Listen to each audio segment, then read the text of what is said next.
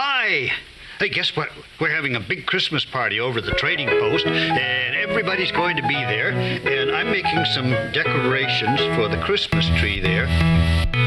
Everybody's going to be there for the Christmas tree there. Please, won't you? For the Christmas tree there. Please, won't you? Everybody's going to be there. Please, won't you? Everybody's going to be there. Everybody's going to be there. Everybody's going to be there. Won't you please? Be there. Won't you please? Please, won't you be my podcast? Everybody's going to be Christmas again, but not in Mr. Rogers' neighborhood, because that would be too convenient. And not on this podcast, because it's the first one. Yes. Yeah, I suppose again was presumptuous. Mr. Dressup, this week we watched the 1995 Christmas episode from Mr. Dressup. How was that for everybody? Was it better than Dudley the Dragon? It was better than Dudley the Dragon. Below Mr. Rogers, I assume, though? Maybe? So it seems like you enjoyed it. I just don't want to say that Mr. Rogers' Neighborhood is better than Mr. Dressup. Because patriotism. Patriotism, and also, like, that was my favorite growing up. I feel like we need a third opinion. Esther, Hi. How'd you get in here? please won't you join our podcast? All right. Well, I was taken back many years as soon as the introduction started. Did you watch a lot of Mr. Dressup? Because I think it was watched Mr. Dressup exclusively. okay. It was. I feel like it was kind of all of the seasons had done their run and it was completed by the time you were really watching it. But I'm not sure.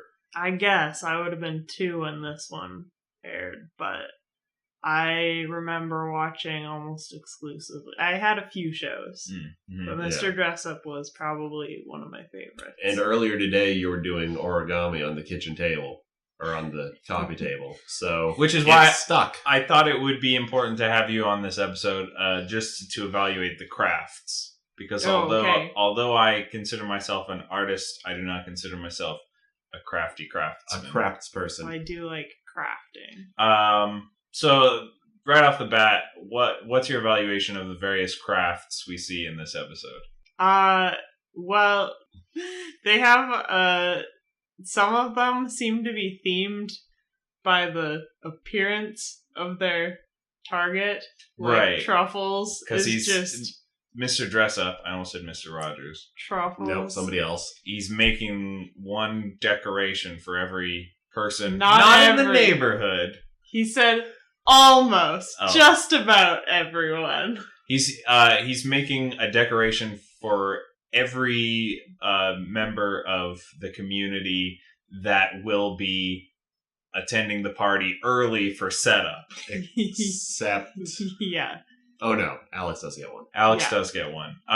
Which don't tell Alex, but Mr. Dressup, I clocked it. Put in 3 minutes of effort, precisely. I mean, how long do you think it took him to glue 3 pom-poms together? That's true, probably And not that very long. candy cane came from a store. Yeah, he didn't make that candy cane at all. No. He said that he No. made a candy cane, but it was obviously pre-manufactured. Yeah, He there was Put a a pipe cleaner on it. hangy bit at the top. Yeah, there's like Yeah. a circle to Which put is thread not- through. Here's how you make a candy cane themed decoration. Step 1, buy candy cane. Step 2, you're done. It does already have a hook on the Yeah. top. Yeah. Yeah, I wondered though as he was making his craft if he really had a plan before he started. Because he goes through 3 or 4 different cards that he likes, but they're just not quite right. It did seem kind of Like, improvised. he was just kind of going through a stack In a of way. cards. Yeah, like, well, I'm realizing now that we've kind of gotten a bit into this without really describing Mr. Dressup for the Canadian. Yeah. I don't think we have a lot of listeners, but ideally someday we will have some. Right. And they won't be people we know ourselves personally. And so statistically, some of them might not be from Canada. So, Right. What is Mr. Dressup? Mr. Dressup is Canadian Mr. Rogers. Basically. In more ways than one. What's the second way? Well, because Mr. Dressup was originally... Mr. Dressup, I guess, was never from America, but Ernie Coombs, who plays Mr. Dressup, is from America. Yes. And he came up to Canada with Mr. Rogers to do a show for the CBC, which later became the Mr. Rogers Neighborhood that we know and love. Uh-huh. But when Mr. Rogers went back to Pittsburgh, Ernie Coombs stayed in Canada. It was a real church planting. Like, yeah. Paul goes somewhere and leaves Timothy. Yeah.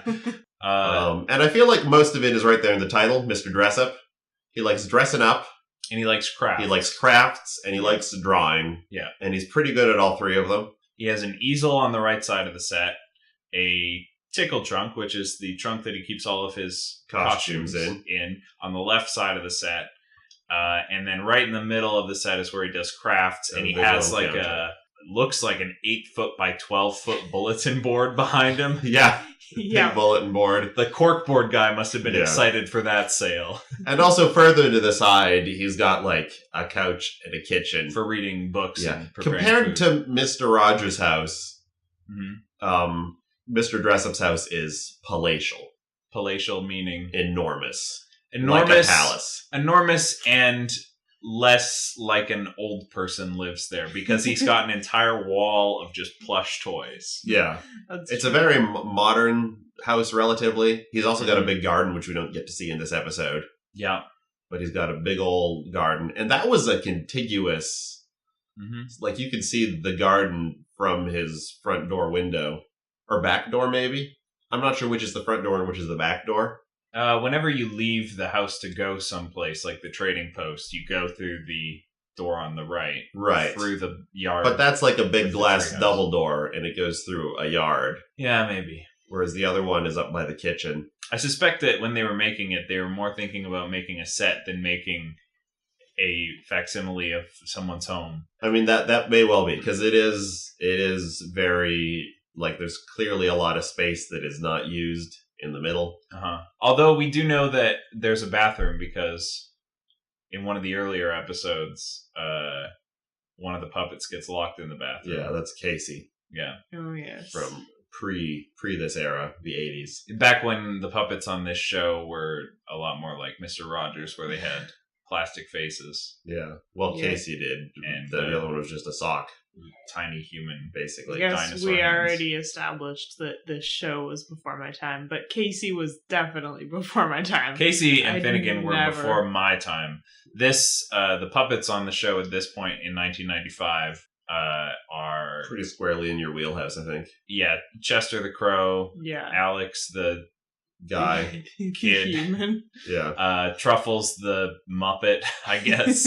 And, Yeah, I was trying to figure out what she is. we've also got like Granny the human, and I think that's about it. Who's Granny?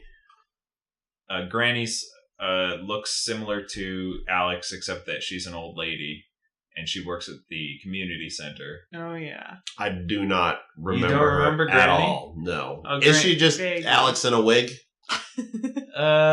No, I don't think so. I think Okay. she looks I think different. there's I think a- she's got like lines on the side of her mouth. Okay. I don't exactly remember. Oh, maybe I do remember Granny. And then in the very late, maybe after my time, they added a raccoon. they added a raccoon whose name was Oh, yeah. anybody. I don't remember his Ricky? name, but I remember him. I don't know. I didn't remember any of these characters' names. Like, it's been... I don't know if 15 any years. of the characters could be described as being after my time, because I wrote to Mr. Dressup when the show was ending. Everybody did. Yeah, but that's just to say that when the show was done, I was still... I remember sharing like a real somber glance with somebody in junior high school when he passed away. Mm-hmm, mm-hmm. That was a real... It connected us as a generation. Yeah. But I do remember the introduction of the raccoon, and I was like, who's this guy Yeah. wrecking my show? I think you could maybe describe him as after my time. Casey and Finnegan, I caught sort of the tail end of. Okay. So that's what Mr. Dressup is. Yes. He's the more hippy-dippy version of Mr. Rogers. He likes Yeah. art and crafts and dressing up. Yes. He's Like, more laid back. his crafts are kind of improvisational. I think Like, he's it's had just like, more elaborate crafts. Oh, what am I gonna? I'll just slap some of these on here. Maybe some marker. It's sort of a Bob Ross approach. Like, he's not like, okay, kids, here's what we're gonna do. He's just like, it's not quite done yet. Maybe what does it need, you guys? Any ideas? It felt a lot like kindergarten to me, though. Mm-hmm. It kind of feels very authentic because that's how you're crafting, especially when you're making something from old Christmas cards, as he is here. So there's a big old Christmas party at the Trading Post, which is one of the other alternate locations. There's Mr. Dressup's house. There's the Trading Post, and there's the community center. Yeah. What kind? As a child, because this show was so ingrained in me. Yeah. The notion that there was a trading post didn't seem weird, but when have you ever encountered a trading post outside of a historical reenactment museum? Well, I think the thing you need to realize is when was the last time you encountered a sapient crow? Yeah, in your life? I guess so. Because I believe he is the owner-proprietor of the Trading Post. Maybe. Once upon a time, the owner-proprietor was an alligator named Al. You've done your research. Wow. I know Mr. Dressup pretty well. I guess. And I think the raccoon probably took on some Trading Post-related duties because maybe they are both, What are the duties of the Trading Post? keeping everything on shelves.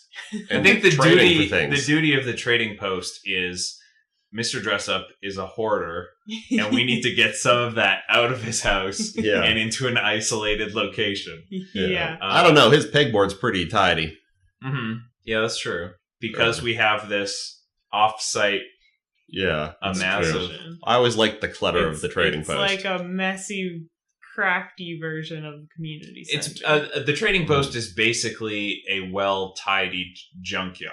Yeah. Like the walls all around it are just like these Yeah. gray plywood boards that are at every I mean, angle. it's a fence. They're clearly out in open air, I feel like.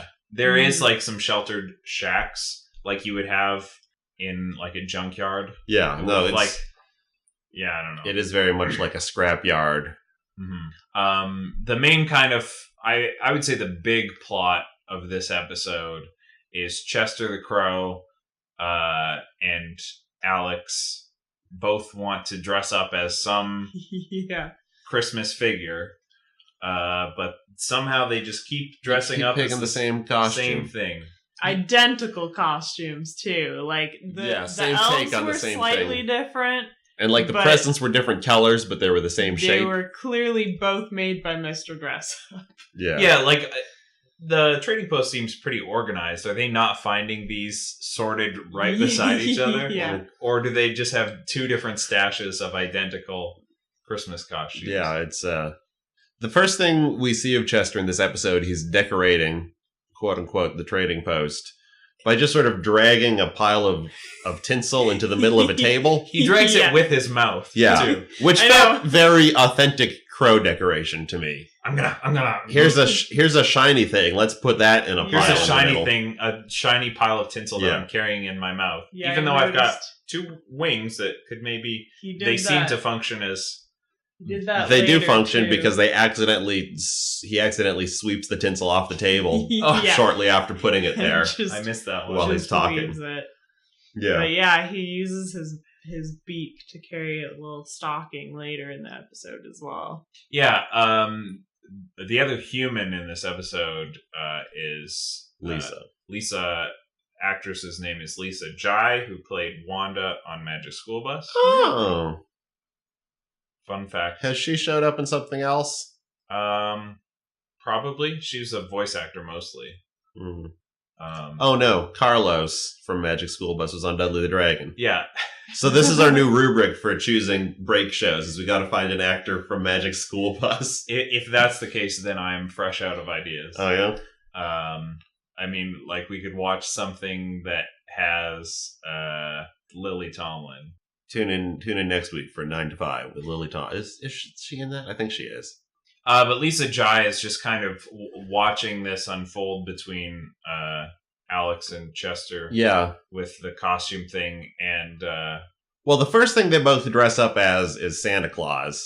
Yeah, and they're like, well, we can't both be Santa Claus. And then she comes in and says, neither of you can be Santa Claus because Mr. Dressup is also being Santa Claus. Yeah. Which they immediately accept. And they're like, yes. oh, okay, we can't be Santa. Mr. then." Dressup is law. Yeah.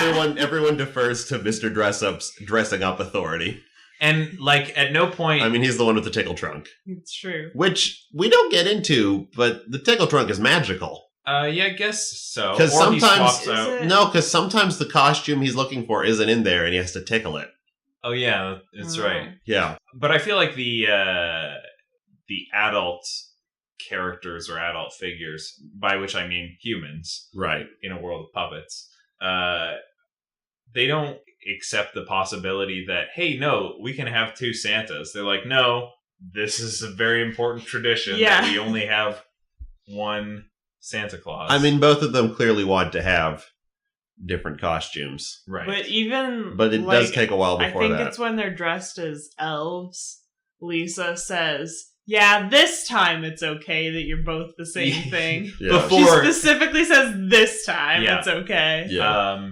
and then in between when they finally decide on elves, which is okay, and after Santa, they both dress up as Christmas presents, Yeah. which basically just means like a little pillbox a hat little pillbox wrapped in wrapping paper. with a bow. And Chester decides, you can be the Christmas present. I'll think of something else. And then Alex is like, he's gone. Okay, I'm also going to think of something else. And then I missed that. Yeah, no, Yeah. they were totally agreed upon. Mhm. And then after Chester leaves to find another costume, Yeah. Alex just decides Alex is like, being a present's no longer cool.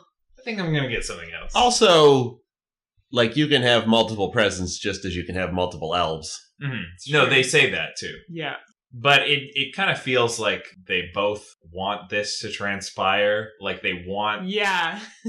They want to see how long they can keep this going. which They want to explore the extent of their psychic which ability. I felt was echoed in a scene between Mr. Dressup and Lisa when Mr. Dressup gives her the gingerbread man decoration that he made. They're deciding where to put it on the tree. Right.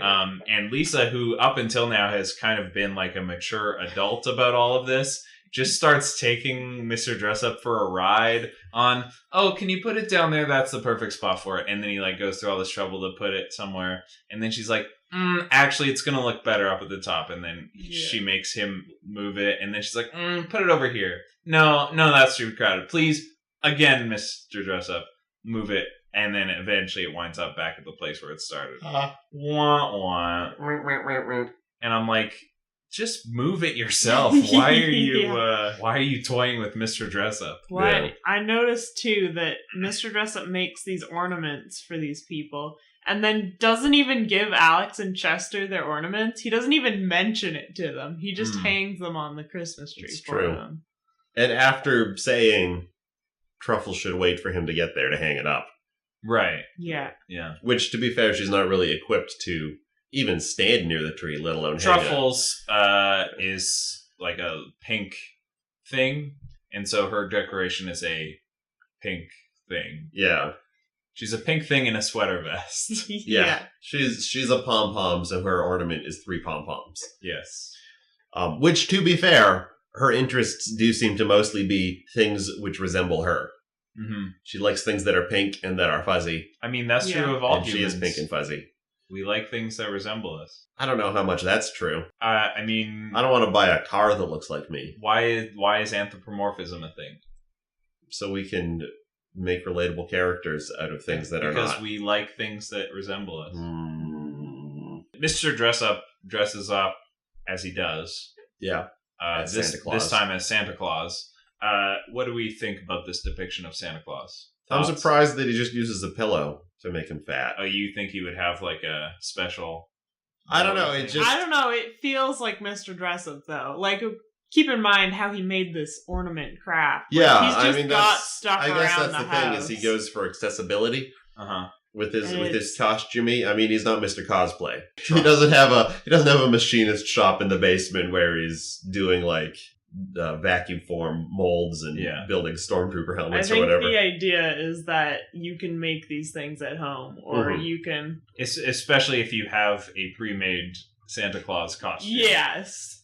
Yeah, I mean, that's the thing. It's not like his costumes are not elaborate. Maybe he's just lost weight since he last wore this Yeah. Santa Claus He used costume. I'm just Be surprised at enormous. the pillow, I mean, it ends up looking like a pillow.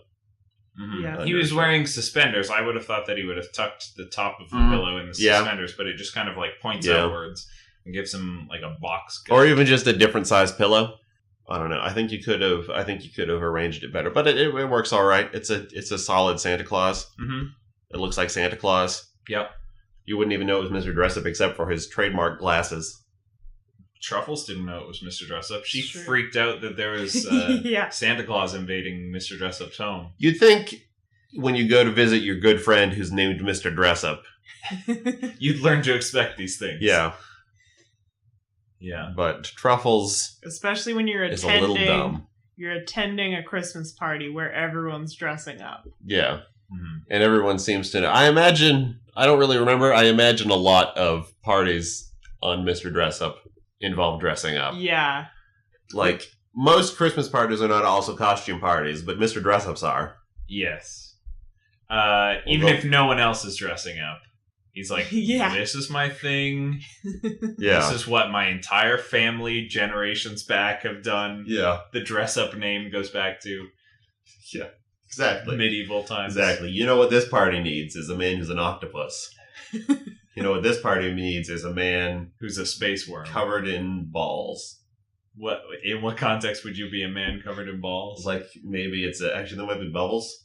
Probably bubbles. Never, ever, ever, ever, ever any trouble here in Bubbleland, Bubbleland. I did notice that I had less to remark upon about this episode of Mr. Dressup than the one other show that you guys had me join you on To be fair, with Bubble I mean, Land. we hit one of the highlights of that one. the Bubble Land opera was pretty dense with Pretty content. full-blown acid trip. Whereas Yeah. this was a pretty right down the middle episode of Mr.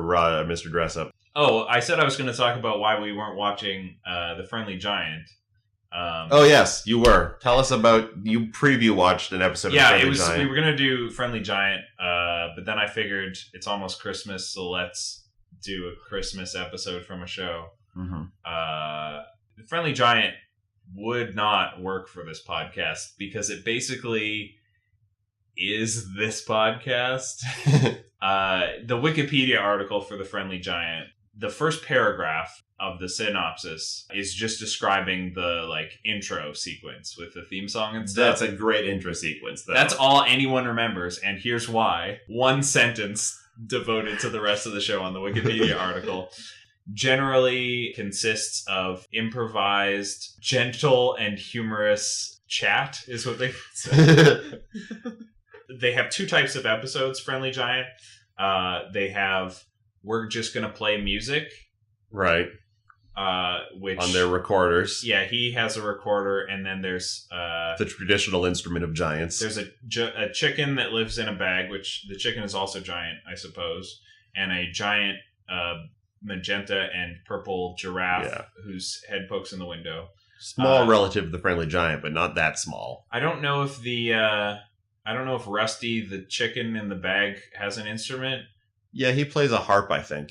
Yeah, he might play a harp. I don't think that Jerome the giraffe has an instrument. I think he does. I think he might play piccolo. But they do have two cats who are not Yes. characters, but who provide additional instrumentation for songs that need it. Yeah. And it's always just medieval sounding, Yeah. chamber music. Madrigals and the like.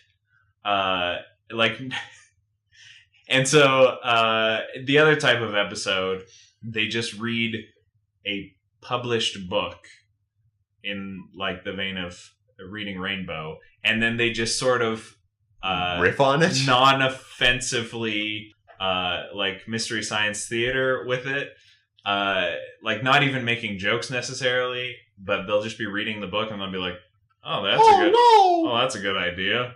The giraffe pops out of a window right next to the chicken and are played by the same actor who's just got his arms around this pillar, presumably. Yeah, The Friendly Giant is an interesting show. The whole thing, start to finish, is improvised entirely. Yeah. They have maybe a one sentence summary that they need to hit, like, okay, we need to talk about summer this episode, and we need to at some point bring out the book that we're going to read. Yeah. It's kind of like an episode of Bob Ross if he wasn't doing a painting during it. And if he was chatting with his other old friend. I mean, Bob Ross is always chatting with his old friend. Sometimes he's nursing a squirrel back to health. And the characters are always just like, oh, yeah, it's pretty good. It's a really weird tone, but not anything that we could really... Not really. Mr. Dressup has a very similar sort of casual, like, just improvised chat. Yeah, and but more stuff happens. Banter, yeah. And there's conflict, such as it is. And a lot of songs. A lot of songs. It was just a lot of Christmas standards. Yeah, nothing... I can't remember if that's normal or if it was just Christmas special. We need to sing a bunch of Christmas songs. He definitely sings songs. I know that because he had like the Space Worm song that scared me to death. I don't remember the Space Worm song. I remember the Banana Bird song. Do you remember the Space Worm costume? No, I don't think so. Mr. Dressup had a Space Worm, which I believe he wore in multiple episodes, but I could just be... I mean, he wore all the standard. I know Octopus Man, he wore a lot. But his full body was one Space Worm. So think orange with horizontal stripes, and then like a very fuzzy, wispy, colorful wig. Right. And then his one arm was a second Space Worm, or the second head, maybe, of the Space Worm. Unclear. And he would, like, move it like this creepy snake, and it was just very unsettling. And it also had, like, the wispy wig hair. Right. What was his third arm? Or second arm? I don't think there was a third Space Worm head. I think that it was just his hand for doing things and adjusting the puppet, opening doors. Yeah, it seems like all of these characters are just like trying to make bits happen and like then pretending to be innocent of it all. Like, it's like, oh, go find a stocking, Chester. And he's like, they're all okay, just goofing around. I'll try to find a good one. And then he comes back and he's got like a thimble-sized stocking. And then it's like, this one's too small. Try again, Chester. Yeah. And then he comes back with like a sleeping bag-sized stocking. And then it's like, Chester, you idiot. You know what you're doing. Just you said you had a stocking. You've clearly been saving up your... And then Lisa does the same thing with the placement of the gingerbread man. Imagine you're friends with somebody who is 10 to 20 times your size. And they say, this is too small, find a bigger one. I feel like your whole frame of reference is off at that point. You're like, well, this would work for me. Yeah, like I could maybe wear this on my tiny crowfoot if I didn't have 3 big toes. Crows can't wear socks, I don't think. Not without carefully designing them at the very least. Yeah, the first because stocking... where's the heel going to go? Because they've got that one... Exactly. It'd be like a mitten or a glove. Yeah, it would have to be. So, more complicated than socks anyways. The first tiny stocking, she says, is maybe a good size for a mouse. And then she ponders, Lisa does, do mice have Christmas stockings? We know that crows and other such creatures we know that... I like the assumption that mice have Christmas, obviously. Do they have Christmas stockings? Or are their traditions different than ours? I mean, they didn't invent clothes, so they don't really have socks. But if they've adopted Christmas as a tradition, maybe they've adopted other traditions from humans. Maybe we'll find more if we ever check in on today's special. It has a mouse in it. We'll do. Or Polka Dot Door, I think, had a mouse in it. Lived in the clock. Oh, Polka Dot Door. Polka Dot Door and Polka Dot Shorts are my childhood horrors. Were you also scared of Pokeroo? I mean, Pokeroo was the scariest thing. Pokeroo was scary on Polka Dot Door, and then on Polka Dot Shorts, which came many years later, it was scary because it was such a bad show. I feel like I'm the only one who ever ran upstairs to listen through the air exchange vent for when Pokeroo had gone. Yeah, you were definitely the most scared of Pokeroo, and we just inherited that fear from you. Because you had convinced us. Although, like, the Pokeroo that I remember, and the one that I remember being scary, was, like, the male actor would leave the set, and then Pokeroo would come on and be like, Pokeroo, Pokeroo! Like a ghost. Like a haunting... Like a ghost or a wolf. Like a ghost Pokemon. Saying, not at all like a polka-dotted kangaroo, which I guess is what he was. Yeah, wasn't he only around when nobody else was? He was only around when the person that played him was the male host left, Oh. and it was a rotating cast. I don't know how often it rotated. If Well, it was like week yeah, to I was week, gonna say or I don't if they know were- if we would have been as scared of Pokeroo had we been around for one of the previous Pokeroos that rather than saying Pokeroo said Pokeroo, Pokeroo, and it was just like a dude saying the word Pokeroo, Pokeroo. No, but see, I am positive at least I saw multiple generations. There were never fixed hosts in my memory for Polka Dot Door. There was always a lady and there was always a man, but I don't know that they were ever like I couldn't pick any of them out of the lineup. Perhaps part of the fear was just from the instability of having all of these parental figures constantly changing. No, I think it was the fact that Like foster child he was syndrome. weird and never said anything intelligible, and he talked in a weird voice, and he was mysterious because one person never ever saw him. Mm-hmm. And so you were starting to think if that other person was crazy, Sinister. Is Pokeroo real, or is this person going insane and losing their grip on reality? Because the other person doesn't see it. Maybe the guy actually was just dressing up as Pokeroo, and he was just gaslighting the other actor Well, that's just to make her think sinister. that she's going insane. Like I said, a creepy show. Yeah, it was a creepy show. Do we have any more thoughts on Mr. Dressup? Clearly not, but we have a lot of thoughts about all the rest of Canadian children's television. Yeah. All the shows too short to get a whole episode out of.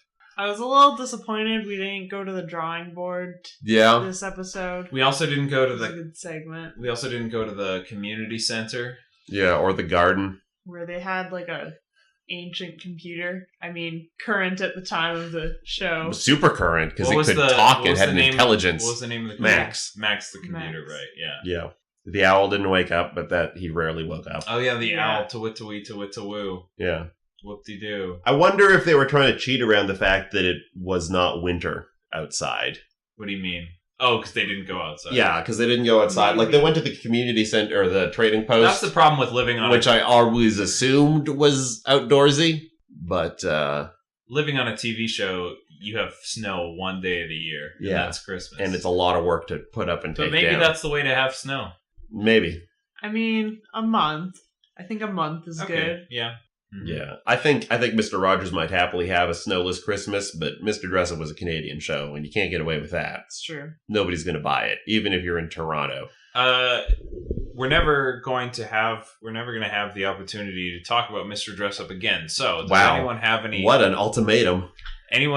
final thoughts on Mr. Dressup as a whole? I think it's still a good show.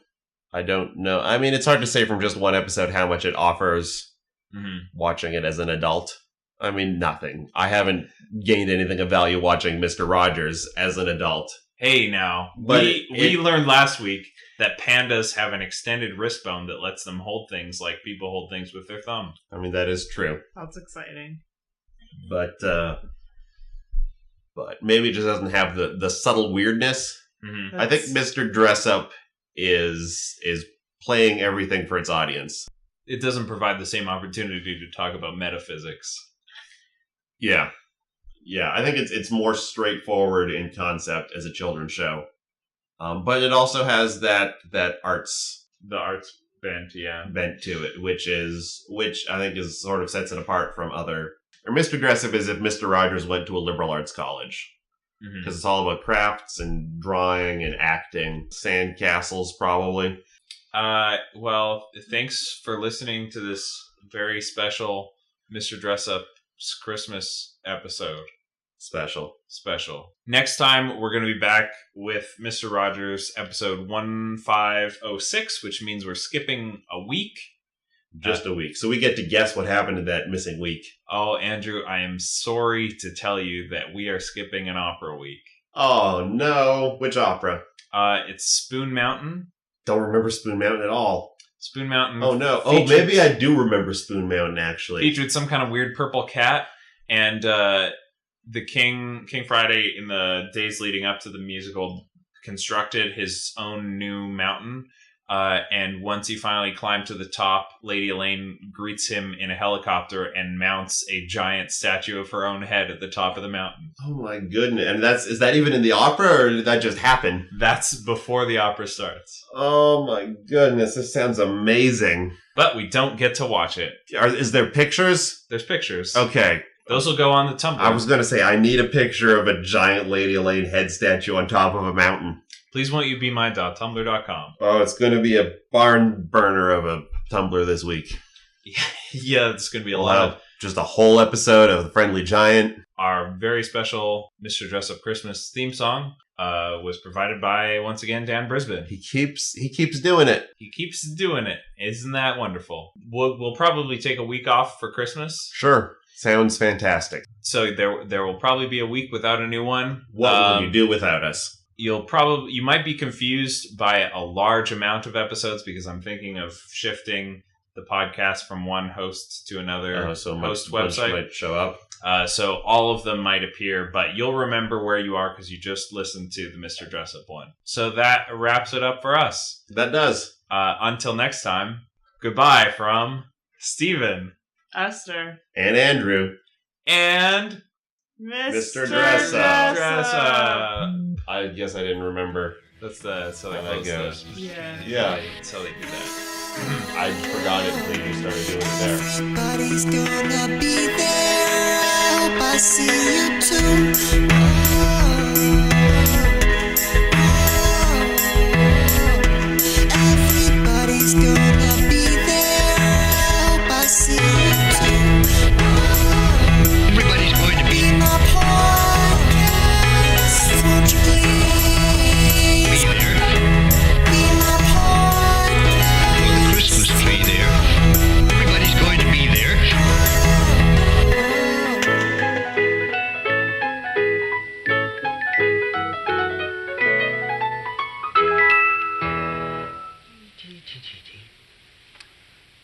There, that's all done.